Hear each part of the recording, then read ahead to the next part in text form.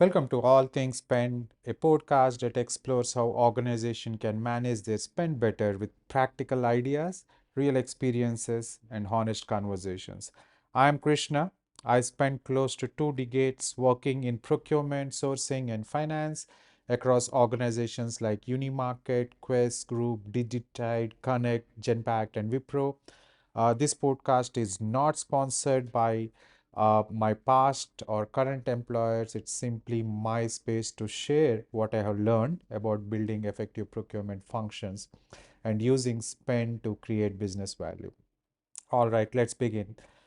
Today's episode, we are touching upon retail's untapped engine, indirect spend. Now, retail is a tough business. Even the most established players deal with changing customer preferences, heavy competition, and thin profit margins. Every investment, whether it's store upgrade, digital platform, or marketing campaign, needs funding, and cash is always limited. Most people assume that growth in retail comes only from increasing sales or reducing prices, but there is another lever that is often overlooked, which is the indirect spend.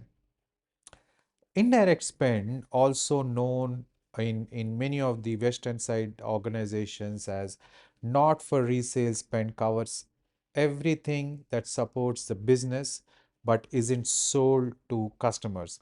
Marketing, logistics, IT contracts, packaging, cleaning, travel, maintenance, and more of that across the spectrum forms indirect spend. For many retailers, including the one that I have worked with, this spend can represent around 10 to 12% of the total revenue. Yet, it is usually fragmented, managed in silos, and seen as a routine operational expense. It, if handled properly, the same 10 to 12% can become a genuine profit driver, and that's what we are discussing today, how indirect sourcing can shift from being a cost control function to becoming a source of business value. Well, there are many levers that can drive this transformation from becoming a source of business value. And one that I have always seen work is procurement as a business partner. So procurement can't stay in the background. While I know many retail organizations that have category managers for all their direct spend, which is their retail items, assorted items, but for indirect spend, it has to work along business teams, understand their goals, and help them deliver outcomes efficiently. Too often, what I have seen is that sourcing waits for request to arrive, runs a quick RFP, and issues a PO. That's transactional. The better approach is business backed procurement.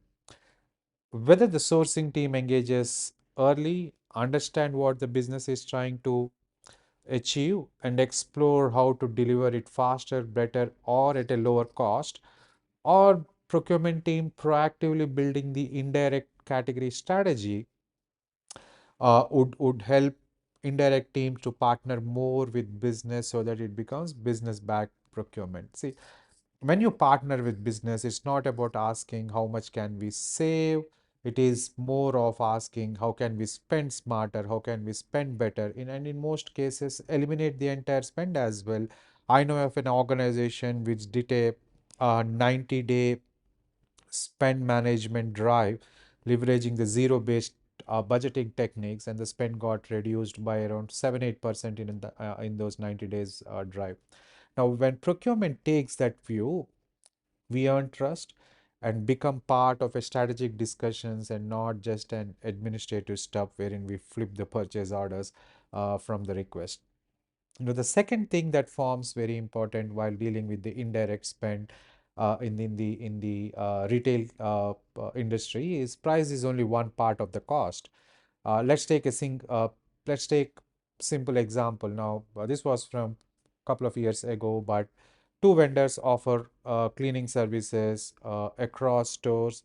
One offers a lower rate, the other offers store traffic, adjust schedules based on the season, adjust schedules based on the uh, based on the discount structures of what the retail organization is offering, so that they're always clean on schedule when there is a foothold, and avoids unnecessary work. Now, even if the rate is higher, the second one lowers your total cost of ownership because you're paying for the results, not for the hours that they have spent cleaning.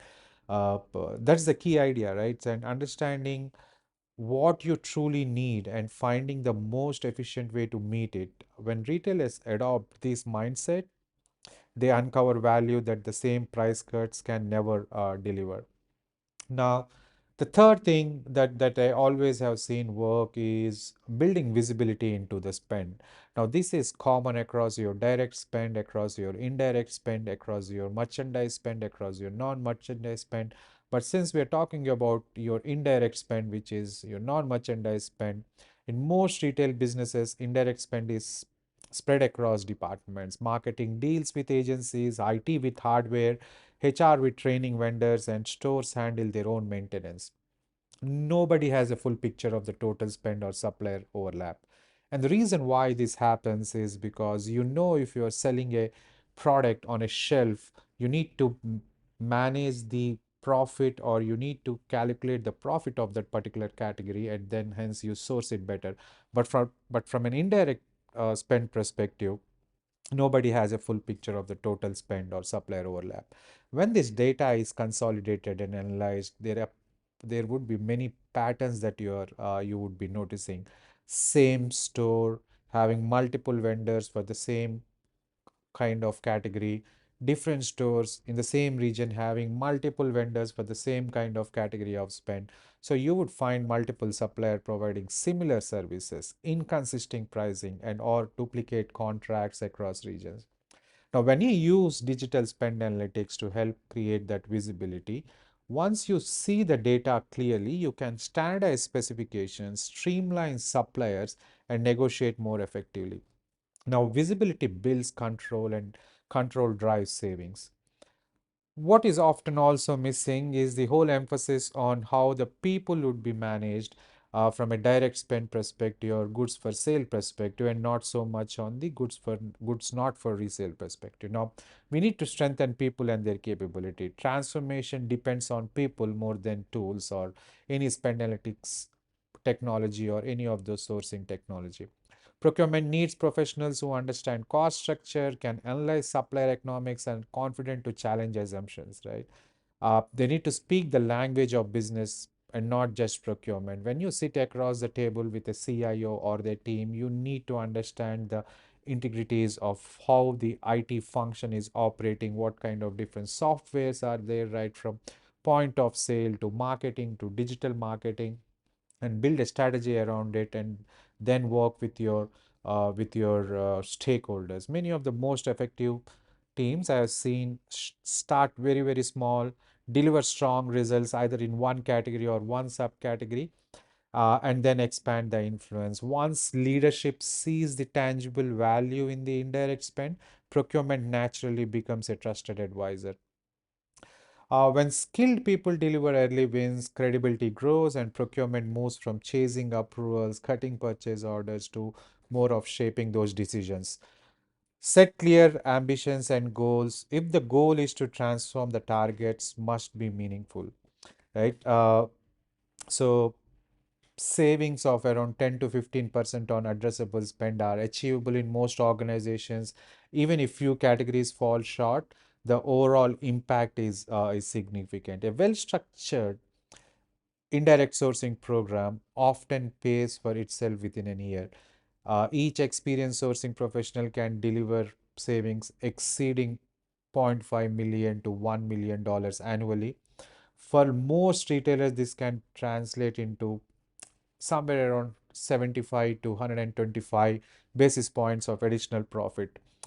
Uh, what is also important to note is that it is not just about creating any value or cutting costs. It is about bringing indirect spend into the procurement realm, so that the savings, efficiency, compliance are governed by procurement in addition to the stakeholders that we have. The biggest opportunity for many retailers isn't always in the store or the marketing plan. It's hidden with the indirect spend, the category that kind of quietly supports everything else. Procurement today is no longer about cutting cost. It's about creating value, building capability, and release cash that fuels growth. This is Krishna.